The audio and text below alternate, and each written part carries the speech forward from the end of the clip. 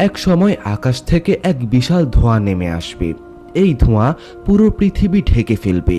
মুমিনদের জন্য হালকা কষ্ট, কাফিরদের জন্য ভয়ঙ্কর শাস্তি। মানুষ তখন বুঝবে এটা সাধারণ কিছু না, এটা কিয়ামতের সংকেত। 5. সূর্য পশ্চিম থেকে ওঠা। এটা হবে সবচেয়ে ভয়ঙ্কর আলামতগুলোর একটি। একদিন সূর্য উঠবে, কিন্তু পূর্ব থেকে না, পশ্চিম দিক থেকে।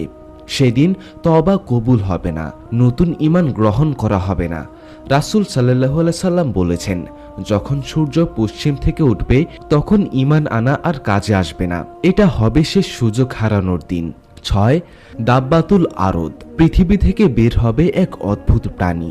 সে মানুষের সাথে কথা বলবে, সে চিহ্ন দিয়ে দেবে কে মুমিন কে কাফির।